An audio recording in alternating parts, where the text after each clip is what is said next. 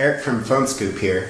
Today we're going to talk about the Nokia N95, which I would normally show you right about now, except believe it or not, I'm using the phone to record this. Nokia calls the N95, and all of the N series, multimedia computers and not phones. And they have almost as many features, as well as almost as many buttons as the modern PC. On the front, next to the speaker, is a light sensor for controlling the brightness of the screen, and a video calling camera. Sorry, this only works on European networks. At the bottom, there's soft keys, a send and end key, and all of the keys necessary to run the Symbian OS. The applications key, edit key, clear key, and this new special my own key, which acts as a shortcut. On the right hand side is the camera shutter, a media shortcut, and the volume keys, which also act as the zoom key when you're using the 5 megapixel camera. Yes, you heard me right. This has a 5 megapixel autofocus camera with a very bright flash. You turn it on simply by opening this shutter button. Turn it off just by closing it. At the top is the power key, which also acts as shortcuts for things like choosing profiles.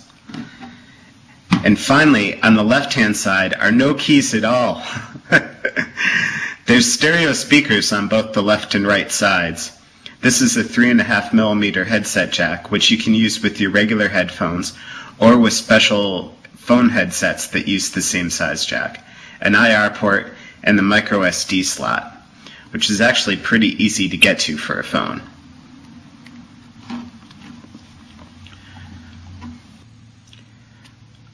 When I open it up, you can see the numeric keypad below. I'm not sure if I can show you. Yes. But along each row, there's a hump that runs along the entire row. This is great for feeling out the keys. Unfortunately, we found ourselves sliding off the hump and into the key above or below the number we were actually pressing while texting, which sometimes ran into some problems. You'd think that's all, but it's not.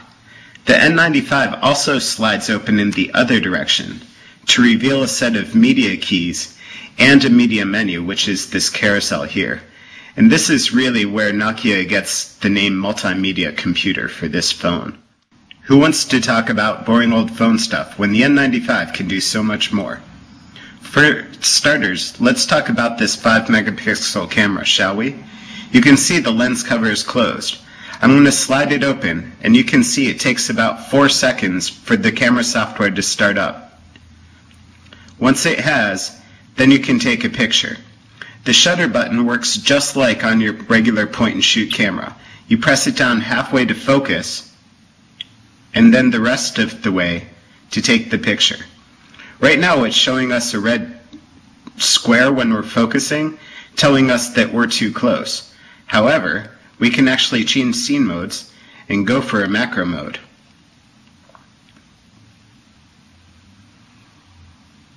And once we have green, we can shoot the picture. It takes about 2 seconds to snap the picture, and then another 3 or 4 seconds to process it. You can see once it's processed it, though, that the picture is beautiful. And you get a menu of things that you can do with this picture, including upload it to blogs, send it off, do all sorts of other stuff. If we want to delete this to go back, you can see that in addition to mode selection, you have a wide variety of camera controls here, everything from exposure and color to the regular camera settings. The N95 also has a video mode, which takes full VGA video, which we use to shoot the intro to this segment. You can turn off the camera just by closing the lens cover. If the lens cover...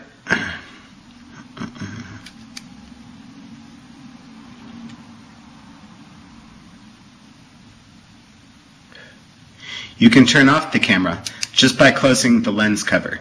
If the lens cover opens accidentally in your pocket, the camera will actually time out after a little bit of disuse so that you don't run down the battery.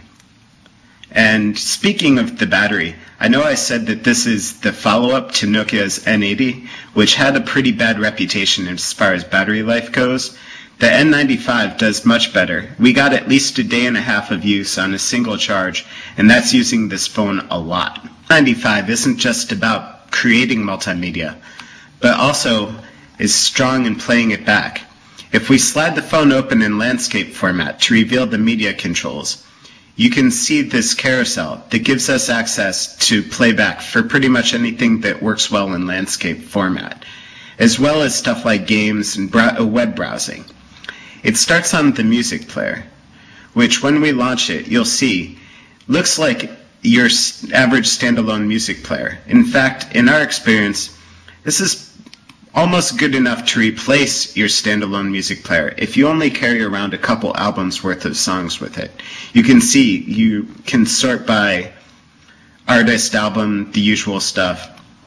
When we go into albums, it's sorted by track order instead of alphabetical order.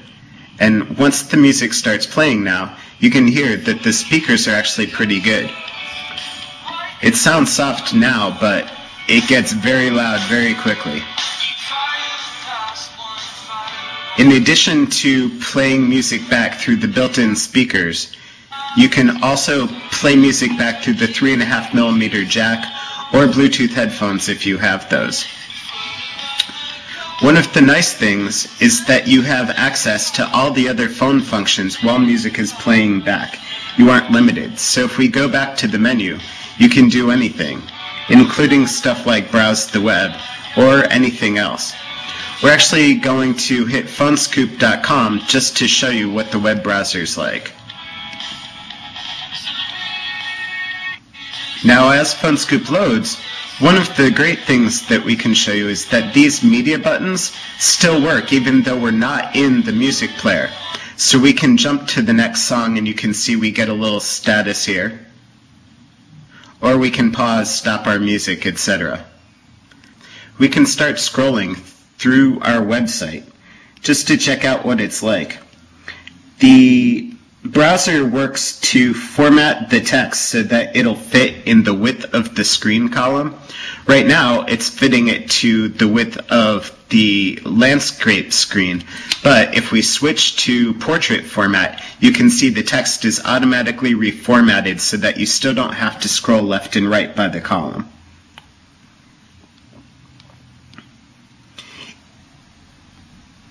In addition to an amazing music player, this also has a great video player.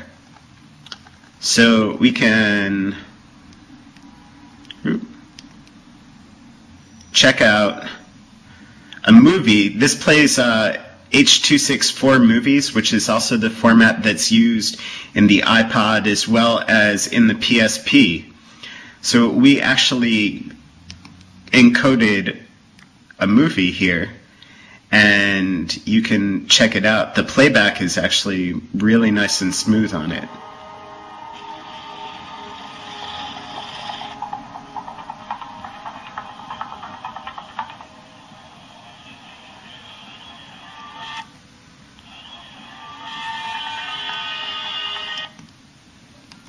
Enough of that. Time to give you a little bit about using it as a phone.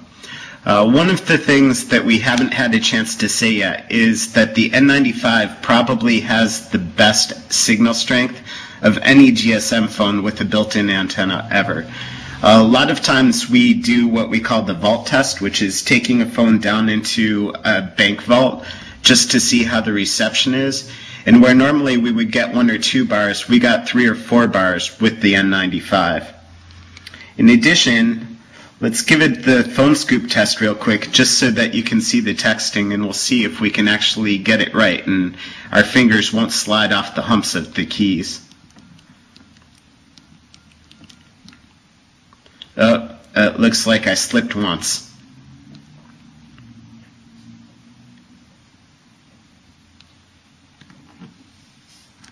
There's no doubt about it. The N95 packs a lot of features. However, they come at a cost.